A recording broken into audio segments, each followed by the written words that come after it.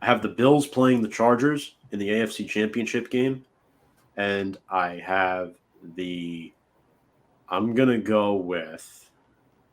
hmm, You know what? Let me pick the NFC bracket first. I have the Bucks and the Rams on that side, and I have Tampa getting their revenge. Brady's on a revenge tour. The season all starts with dramas. Brady coming back. Fournette's out of shape. Godwin's hurt. Gronk is not coming back. JPP is gone. But like, eventually, all the pieces are going to fall in line. All the talk and spotlight is going to be on the Los Angeles Rams. The Bucks are going to sneak up from under them. We mentioned how great their defense is. The concern in that game is, can the Bucks O line contain Aaron Donald, right? So I think having Tom Brady will be the X factor of this game because he's pissed and he rarely does he lose to a team twice in a row, especially in the playoffs. So I think he's out for blood.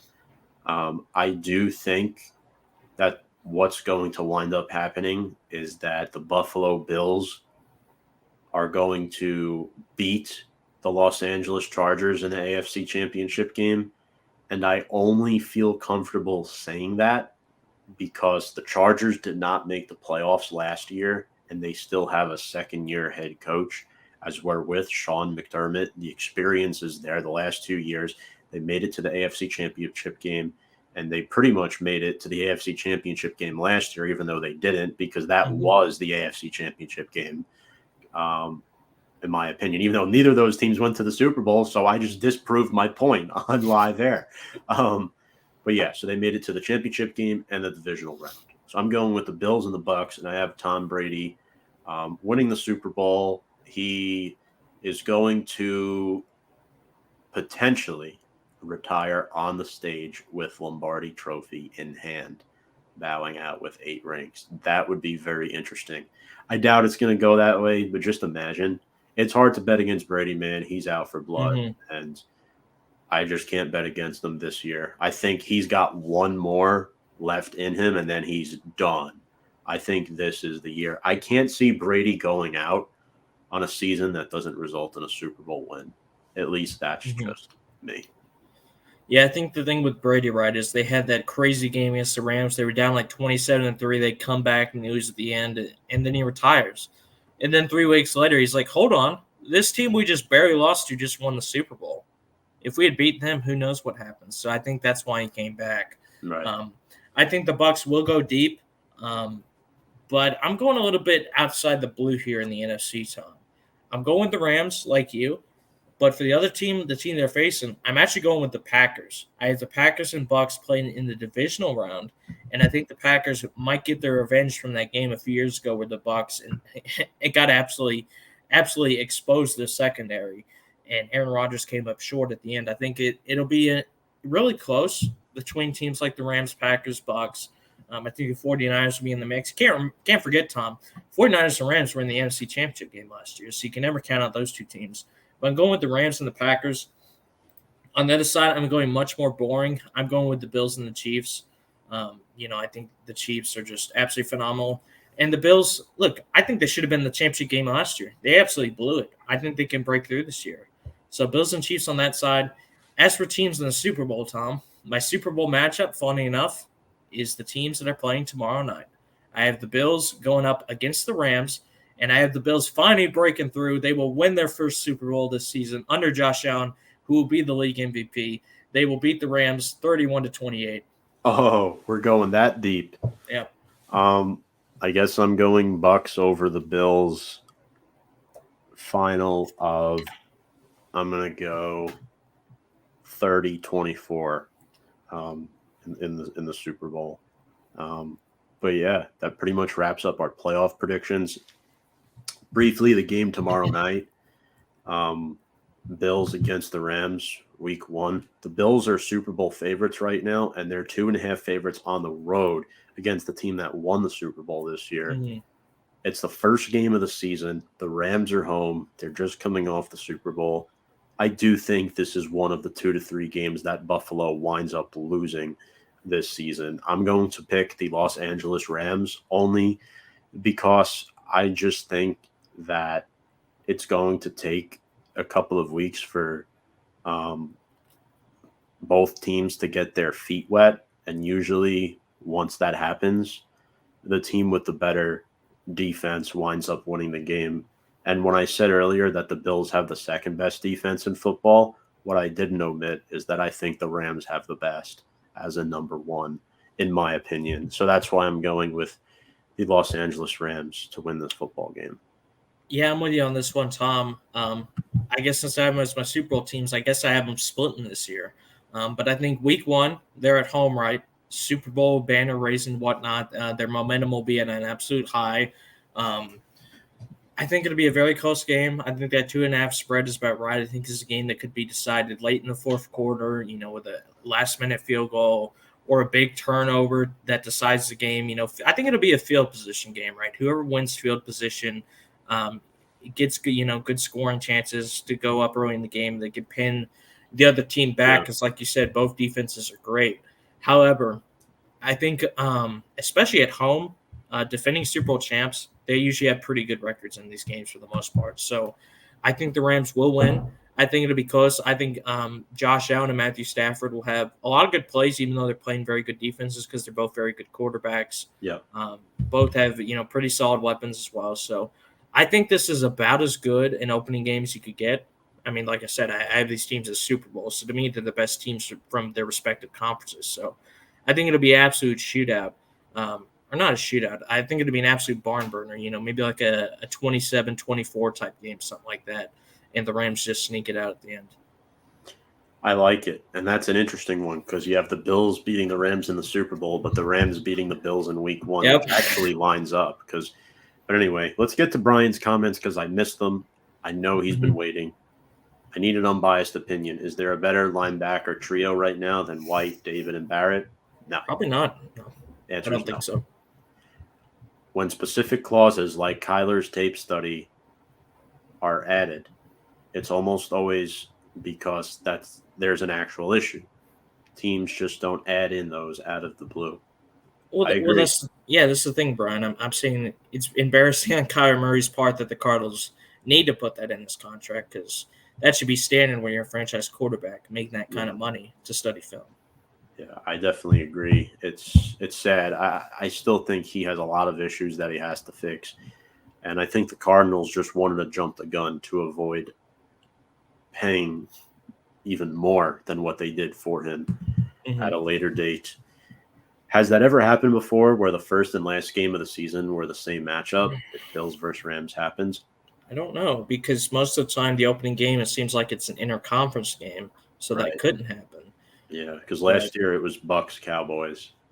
So I mean, it could have. I have no idea off the top of my head. Maybe a long time ago, but not in recent memory I can remember. Also, Brian, thank you very much for commenting. If you don't know who Brian McArdle is, he is the host of From the Stand Sports college football show that airs once a week during the college football season with Brian, Andy Hopper from the Brew Party, and myself. We go live on Friday. So 2 more quick segments here, and this one is called Fired Up. And this is a topic that's been lingering in my brain for a while, and it's going to get a little bit animated here for about 2 minutes. I just don't understand the method of thinking because I wanted to put something out about this a while ago, but I didn't because you know how hectic my schedule gets, sometimes this and that. Why is there so much hype this season, it seems, that all of a sudden Josh Allen is being pinned as the best quarterback in football? What has he done to prove that he's the best quarterback in football? The guy has been in the league for 4 freaking years, and it just seems like the trend to go with him as the best quarterback now because maybe he's the best quarterback in fantasy football purposes. Sure, but is he actually the best quarterback in football? No, he's not. And it just really gets me frustrated when you still have quarterbacks like a Patrick Mahomes, like a Tom Brady, like an Aaron Rodgers, and you pretty much pin Josh Allen as the best quarterback in football. Noah, why do you think people are making these statements? And it explain to me if you think there's any logistical reasoning behind it, because I think he could be at some point, but to Mhm. say that he's there already is just absolutely absurd. I'd say a couple things. First of all, obviously, he's a very talented player. He's kind of like, I won't say he's as good as Mahomes because, like I said, I think Mahomes is the best quarterback in the league. But he has a similar skill set where he's one of those guys that he's very mobile. He can throw the ball about 80 yards standing still. Ridiculous arm strength. Very talented. I think a few reasons some people might be the best. Number one, he's very easy to root for. This is a guy that had only one offer coming out of high school, went to Wyoming as a small guy, and then he gets his chance to the Bills, and he improves every single season. He went from very raw in his first year to decent in his second year. In the past 2 years, I think he's been elite. He's just a very nice, soft-spoken guy, so I think that makes it a lot easier for people to root for him. Also, I think the fact he plays for the Bills, have been a pretty miserable franchise, and now they're finally going back to being very relevant and having a real chance of actually winning something. I think that makes people root for him more. Um, I think he is maybe a little bit overhyped. I won't say he's overrated because the guy's an absolute monster, right? I think he's easily a top 3 quarterback in football, if not top 5. And like I said, I think he's capable of winning MVP this season. He's that Right. talented. I just wouldn't say he's the best quarterback in football because, like you said, I still think Mahomes is the best, but Tom Brady and Aaron Rodgers are still there. Keep an eye on Justin Herbert as well, Tom, because Justin Herbert in his first 2 seasons was better than Josh Allen was his first 2. Um, so, maybe a little bit overhyped, but some of the hype is warranted, I would say. I do think he has potential to be one of the best in the league. It'll be tough when Mahomes is there, right? But, once Right. guys like Brady and Rodgers are gone, I think really him and Mahomes would be, along with maybe guys like Herbert and Burrow, those 4 probably the clear future of the league at this point. Right. It just frustrates me that people make that assumption already, but it is what it is. And if there is some truth to it, we will see. Very quickly here, this is our last segment. We have about 2 minutes left in the show. Um, week 1 lock and week 1 upset. I mean, my obvious pick that I picked for my lock of the week is the Baltimore Ravens to beat on Joe Flacco and the New York Jets. It sucks that Flacco is going up against his former team week 1 and is probably not going to have a good performance. I mean, I hope he does, but I don't see the Jets winning this football game at all. I can easily view that as my lock of the week. And my upset, it's the Lions and the Eagles. The Eagles have arguably the most talented roster in the NFC. But you factor in that Detroit is at home. They're an underrated team this year. They're much better than they were last year. I think their offensive line's physicality can match the Eagles' defensive line. And ultimately, the Eagles, this is week 1. We don't know what version of Jalen Hurts we're going to get, right? Aiden Hutchinson could have a game against them. So I'm going with Detroit as my upset of the week. Who are your lock and upset of the week? Well, Tom, I'm going a little more personal in my lock. I'm going with the Saints to beat the Falcons because, like I said, I think we're going to be pretty bad this year. We are at home, but I think the Saints are just miles ahead of us, at least at this point in time. I think it might be closer than some people think. Like, on paper, they should blow us out, but because they're our Right. biggest rival, these games are usually pretty close. But Always. I'm still really confident the Saints will win this game. So I'm going with them for my lock. My upset of the week, there are actually a couple underdogs I picked this week. I picked New England to be. I think New England was a slight underdog against Miami. I think I picked the Cardinals to beat the Chiefs because the Cardinals always start all seasons very well. But I say that the most clear underdog I probably picked, and I'm actually looking at our document right now, Tom. I'm the only guy of everyone who's filled out this document that picked this team. I have the Raiders beating the Chargers this week because while I think the Chargers are a much better team, week 1 is very unpredictable, and the Raiders, are still a very good team.